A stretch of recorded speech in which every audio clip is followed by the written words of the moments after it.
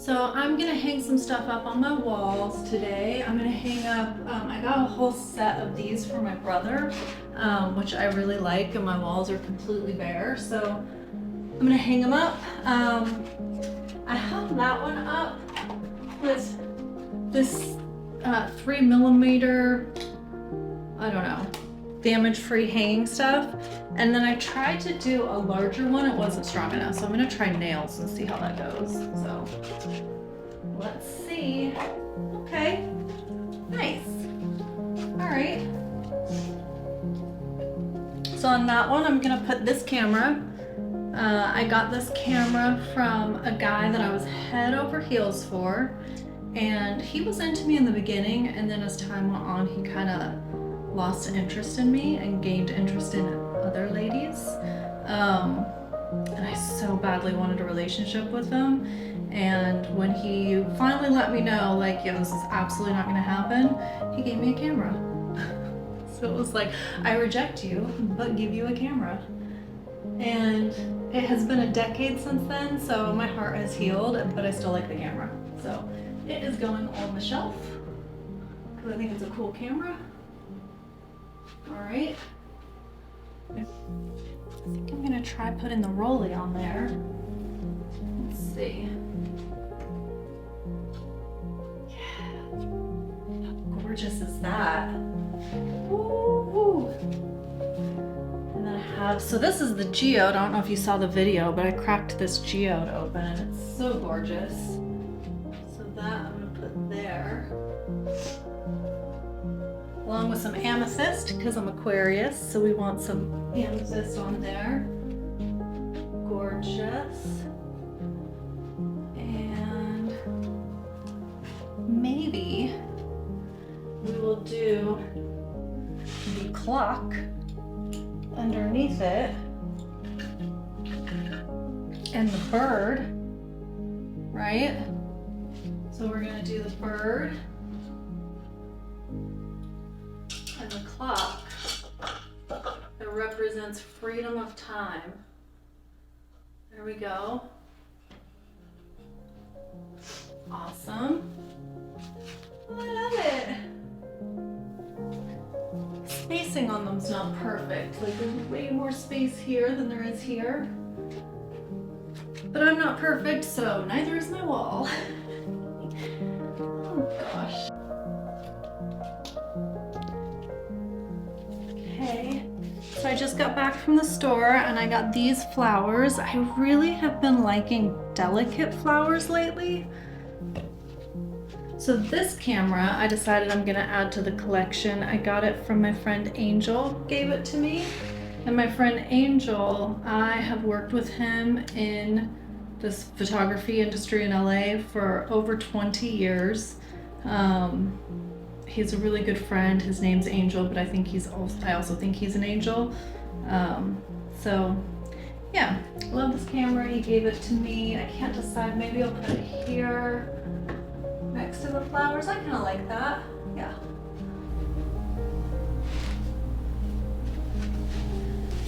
I can sit down and talk with you. I'll probably change so I'm not in shorts, maybe. Yeah. I like it. Yeah, I think this is a good spot.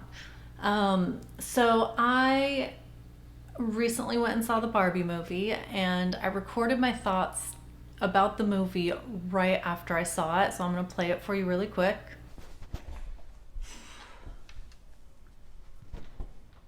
So I just got back from the Barbie movie. I figured I would go see it since apparently the rest of the world has seen it, and I was like, what am I missing out on? This seems to be a cultural thing.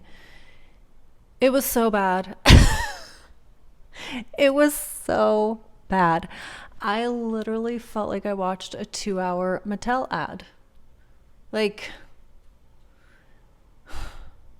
it's not like the acting was bad or the directing was bad or the cinematography was bad. All that stuff was great. It was more like I was intellectually insulted by the fact that I got convinced, or maybe I was more just mad that the marketing was so good that I spent $20 to sit through a 2-hour Mattel ad. That was literally a 2-hour Mattel ad. And the movie was so ridiculous that I'm using this ridiculous microphone in like a nod to how ridiculous that movie was. Like, it makes me sad for American culture that that is one of the highest grossing films of all time. That American culture is such a consumer driven culture that it is one of the most loved films that we've had in years, and is one of Warner Brothers' highest grossing, if not highest grossing film of all time. And it is literally a 2-hour ad for Mattel. Like,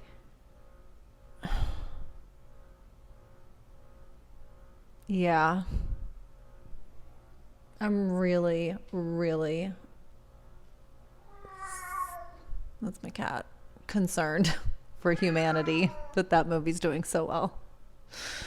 That's my 2 cents on it. I'm sorry it's so negative. I wish that I was like, oh my God, I love it, it's life-changing. But it's not. It's a 2-hour ad. That's what it is. And I wanted to record those thoughts right after I saw it, because I wanted to share what I was thinking immediately after I saw it before I had time to really process it. And now I've had time to process it, and I went and saw the movie because it felt like it was a cultural, not shift, but it felt like it was a culturally iconic film that people were going to be talking about for years to come. And like, for example, I never saw Star Wars. I'm one of those people that never saw Star Wars. But people talk about and refer to terms from Star Wars still to this day. And I don't really know what they are saying or what these terms mean. And so I was like, okay, I'm gonna go see Barbie because, you know, seems to be like a culturally iconic film that I should probably like be in the loop on. So I saw it, and now that I've had time to process it, there's another thing that I think was really bothering me about the film. And the thing that has been sitting with me it was a week ago that I shot that clip right after I saw it. And what has been sitting with me is that it was a very us versus them film. It was really pitting men against women, and saying that, like, when you're in Barbie land, women, you can rule your own world when you're in Barbie land. But once you go out in the real world, it's ruled by men. And this movie is really geared towards 2 people. It's geared towards 30 and 40-year-old women, so that they become nostalgic about Barbie and go buy Barbies for their kids. And then it's geared towards the little girls that they want to go buy Barbie. And what bothers me about that is that it's teaching little girls that when you're playing with Barbie, you can be anything you want to be and you can rule your own world, but when you go out in the real world, it's ruled by men. And I feel like while statistically, yes, men hold higher positions and statistically, yes, they make more money, that kind of messaging is also what is planting the seed inside a little girl's mind that they can or cannot do something. And one of the things that I am so incredibly grateful for is that my mom never did that. I work in a very, very, very male-dominated industry. I work as a photographer, and up until recent years, it was something like 87% of the paying jobs went to men in photography. Unless you were a wedding photographer or doing family portraits, it was pretty much men that were getting most of the shoots, or unless you were Annie Leibovitz. She was like the anomaly out there. And there are other women too, but just predominantly male. I never would have gone into the field of photography if I had been taught by my mom that that was something that was reserved for men, or that it was a predominantly male field, because I wouldn't have wanted to set myself up for failure and climb an unsurmountable mountain. And it allowed me, by not having that seed planted in my mind, it allowed me to pursue the one thing that I love, albeit naively, but pursue it nonetheless. And I feel like films like that and marketing and messaging like that to little girls is very damaging, because it teaches them that there are certain things they can and can't do, and that it teaches them that when they go out into the real world, that it's going to be men that are ruling the world. And it's not just that it's bad that we're teaching little girls that men rule the world, it's bad that we're pitting men against women. I really don't like anything that creates division. So if it's black versus white, if it's youth versus an older generation, if it's, you know, Christian versus Muslim, if it's male versus female, it's like, it doesn't benefit anyone to say that one is better than the other, or that one can do more and the other can do less. And while yes, men have certain strengths and women have certain strengths, I think that having that messaging put out there only creates limitations in people's minds and prevents them from learning on their own what they can and can't do. I also feel like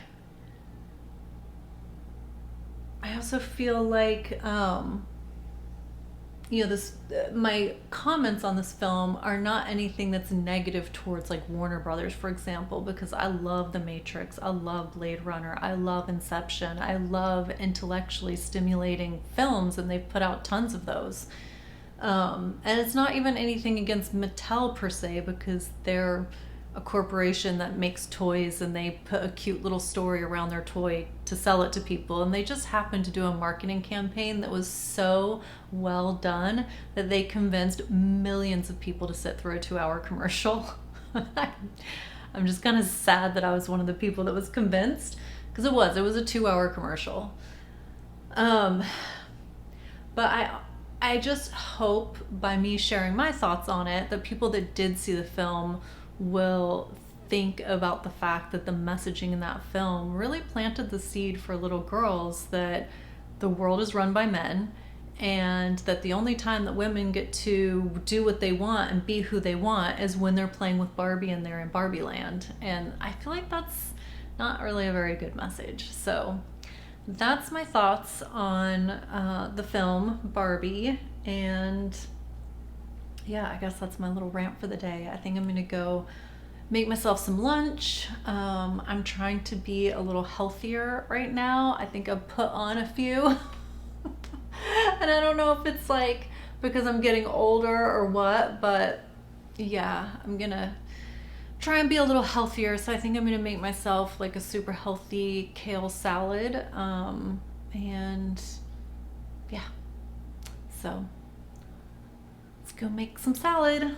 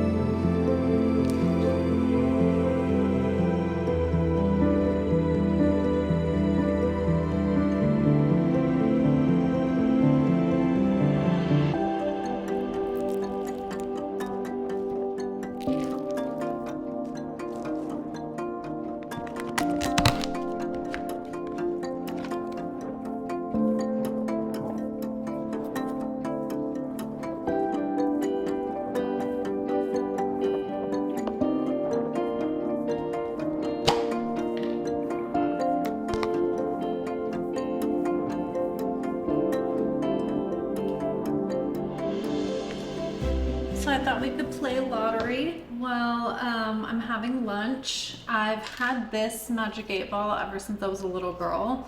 Oh my gosh, maybe even since I was like 7 or 8 or something, for so long. And I love playing with the Magic 8 Ball. So this is one of my favorite lotteries. And my brother has always said to me, he's always like, you're the only educated person I know that plays the lottery, because if anybody knew the actual odds of the lottery, they wouldn't play. And so to that, I have learned that scratch-its, sorry, it's my cat, that scratch-its, you win the most often. And if you look on the back of a scratch-it ticket, it will tell you the odds of winning. So the odds of winning one of these is 1 in every 3.75. Come here, Simon. Come here. Come here. Come here. 1 second. This is Simon, and he always gets upset when I'm talking and he's not part of it. So the odds of winning are 1 in every 3.75. So I've learned that if I play 4 of these, I'll win 1. And that pretty much is how it happens. So these are $5 each. I allow myself 1 a week. So I spend like $20 a month, and I usually win 1 of them. So I spend 20, I'll usually win like a free ticket or $5 or $10. So I end up actually spending like 10 to 15 a month, but I'm in it to win it. I want to win a jackpot one of these days. So mark my words, I will win a jackpot one of these days. Yes, honey. All right, let's ask the Magic 8 Ball. Will I win the jackpot in this scratch-off ticket? Better not tell you now. Oh well, I didn't win, but I will win one of these days. I mean, I just won like $11 from a lotto ticket, but I want to win a jackpot. I want to win a jackpot. I'm putting it out there. One of these days, I'm going to come on this camera and I'm going to be like, I won. I won. Full jackpot. And I can't wait for that day.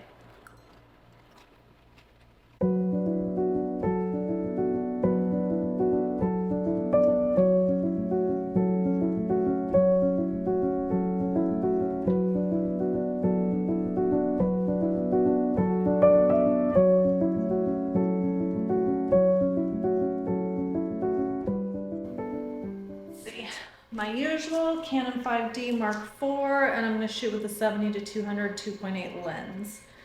And if you're wondering what we're photographing, we're going to photograph Simon, because I am getting the light here so you can see me. I'm kind of stuck inside since it's so hot outside today, and Simon seems to be wanting attention, so I thought, let's make him the center of attention. Right, buddy? Yeah, you ready to be the center of attention? Yeah, you're ready, huh? Yeah, you know what this means. Come on. Come on.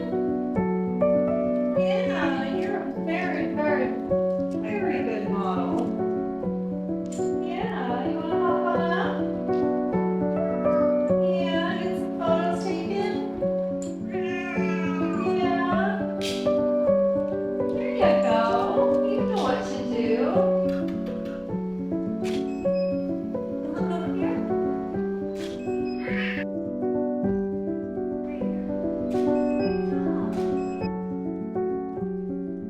So Simon is so good at having his portrait done because he's 18 years old and he's been having his portrait done ever since he was a little kitten. Right, buddy? Ever since the day that you followed me home and came into my life, you've been getting your portrait done. Yeah.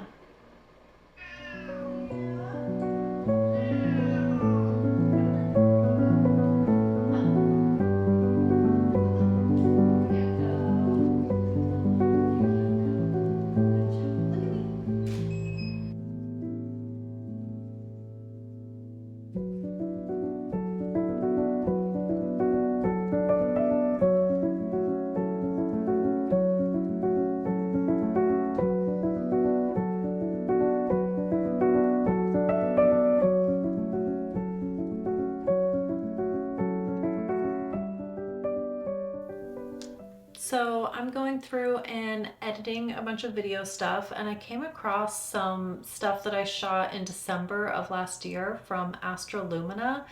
It's an immersive light experience, and I never put it in any of my videos because I never really had any reason to, but it was honestly the best immersive exhibit I've ever been to. And I saw an ad recently that said they're coming back again this year.